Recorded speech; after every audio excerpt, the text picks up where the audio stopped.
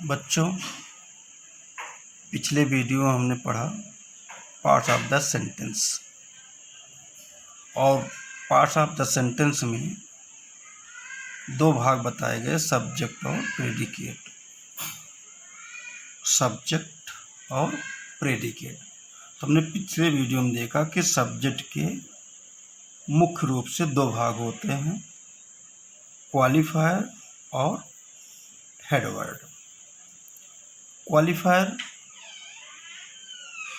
जो headword noun होता है उसकी विशेषता बताता है।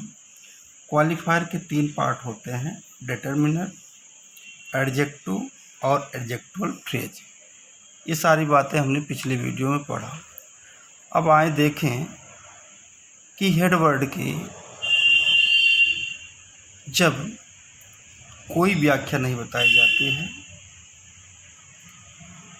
हेडवर्ड केवल एक शब्द का होता है, तो उस अवस्था में देखें टेबल फर्स्ट में सीता सिंग्स, सब्जेक्ट में सीता। दूसरे एग्जाम्पल में आई केम, सब्जेक्ट के स्थान पर आई। तीसरे एग्जाम्पल में स्मोकिंग इज हार्मफुल, तो सब्जेक्ट क्या आपका क्या है, स्मोकिंग। और चौथे एग्जाम्पल में to swim is good for health, तो टू स्विम क्या है आपका सब्जेक्ट। तो टेबल नंबर फर्स्ट में हम देखें कि जब सब्जेक्ट के स्थान पर केवल एक शब्द है, जैसे सीता, आई, स्मोकिंग और टू स्विम, एक शब्द है, तो उस अवस्था में जो एक शब्द सब्जेक्ट होगा तो वह नाउन हो सकता है, प्रोनाउन हो सकता है, जिरेंट हो सकता है और इन्फिनिटिव हो सकता है। तो बच्चों, नाउन प्रोनाउन के विषय में तो आप पढ़े हैं, जानते ही हैं। जिरेंट क्या है, वर्ब के फर्स्ट फॉर्म में आईएनजी जोड़ दिया जाता है और वह किसी सेंटेंस का सब्जेक्ट के रूप में कार्य करता है, तो उसे जिरेंट कहते हैं। नहीं, वर्ब होता है, वर्ब के फर्स्ट फॉर्म में आईएनजी जोड़ करके जिरेंट बनाया जाता है। इन्फिनिटिव क्या होता है, इन्फिनिटिव वर्ब के फर्स्ट फॉर्म के पहले टू लगा दिया जाता है, तो वो भी सेंटेंस का, वाक्य का जो है कर्ता के रूप में काम करता है, यानी सब्जेक्ट। यानी इस सेंटेंस का सब्जेक्ट कौन है, सीता।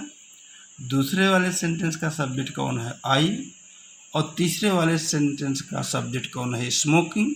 और चौथे वाले सेंटेंस का सब्जेक्ट कौन है, टू स्विम। तो जब सब्जेक्ट की केवल एक शब्द से व्याख्या की, यानी कि सब्जेक्ट में केवल हेडवर्ड है या सब्जेक्ट है, कोई शब्द नहीं है, तो उस अवस्था में नाउन है, प्रोनाउन है, जिरेंट है और इन्फिनिटिव है। यानी जब सेंटेंस में केवल दो पार्ट होंगे, सब्जेक्ट और प्रेडिकेट, और सब्जेक्ट जब एक शब्द से होगा तो नाउन, प्रोनाउन, जिरेंट और इन्फिनिटिव होगा, यानी तब उसकी व्याख्या नहीं की जाएगी। दूसरे टेबल में आप देखें, जैसे ए गर्ल सिंग्स, इस सेंटेंस में सब्जेक्ट कौन है, ए गर्ल। दूसरे एग्जाम्पल में द सन साइंस, सब्जेक्ट कौन है, द सन। तीसरे एग्जाम्पल में दिस डॉग बार्क्स, सब्जेक्ट कौन है, दिस डॉग। चौथे एग्जाम्पल में माई सन रैन, तो सब्जेक्ट कौन हुआ, माई सन। और पांचवें एग्जाम्पल में सम बॉयज प्लेड, तो सम बॉयज क्या हो गया आपका सब्जेक्ट। अब आप देखें, सब्जेक्ट में दो शब्द हैं, ए और गर्ल। पहले एग्जाम्पल में ए और गर्ल, दूसरे एग्जाम्पल में द सन, तीसरे एग्जाम्पल में दिस डॉग, चौथे एग्जाम्पल में माई सन और पांचवें एग्जाम्पल में सम बॉयज। तो अब आप देखें बच्चों कि जब सब्जेक्ट की व्याख्या की गई, उस अवस्था में आपका सब्जेक्ट कौन है, गर्ल है, हेडवर्ड या मेन वर्ड गर्ल है, सन है, डॉग है, सन और बॉयज, ये आपका हेड वर्ड है। तो हेड वर्ड में आपको ये सब क्या है, गर्ल, सन, डॉग, सन, बॉयज, ये सब क्या है, नाउन है। यानी अब ये स्पष्ट होता है कि अगर सब्जेक्ट की व्याख्या करनी है, सब्जेक्ट में सब्जेक्ट की विशेषता बतानी है और उसके पहले कोई विशेषण लिखना है, तो वो क्या होना चाहिए, नाउन होना चाहिए। सिर्फ नाउन की ही विशेषता होती है, यानी नाउन की ही व्याख्या की जा सकती है। यानी सब्जेक्ट ग्रुप में अगर नाउन रखा जाएगा तभी उसके पार्ट होंगे, सब्जेक्ट के पार्ट। अगर वो प्रोनाउन होगा, जिरेंड होगा और इन्फिनिटिव होगा तो उसकी व्याख्या नहीं की जा सकती। सिर्फ नाउन होगा तभी उसकी व्याख्या की जा सकती है।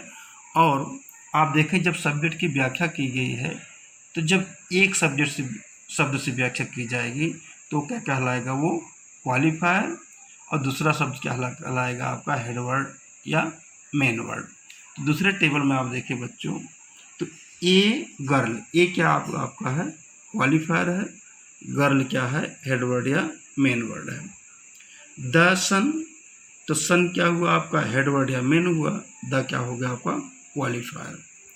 दिस डॉग, तो दिस आपका हो गया क्वालिफायर और डॉग हो गया आपका हेड वर्ड। माई सन, तो माई आपको हो गया क्वालिफायर और सन हो गया हेड वर्ड या मेन वर्ड। सम बॉयज, तो सम आपका हो गया क्वालिफायर और बॉयज क्या हो गया, हेड वर्ड या मेन वर्ड। यानी ये ए, द, दिस, माई और सम, ये अपने नाउन की क्या कर रहे हैं, विशेषता बता रहे हैं, उसकी व्याख्या कर रहे हैं। और वो क्या किया गया, उस हेड वर्ड के पहले लिखा गया। और ये ए, द, दिस, माई और सम, ये आपका कहलाएगा क्वालिफायर। फिर आगे नेक्स्ट वीडियो में देखा जाएगा बच्चों।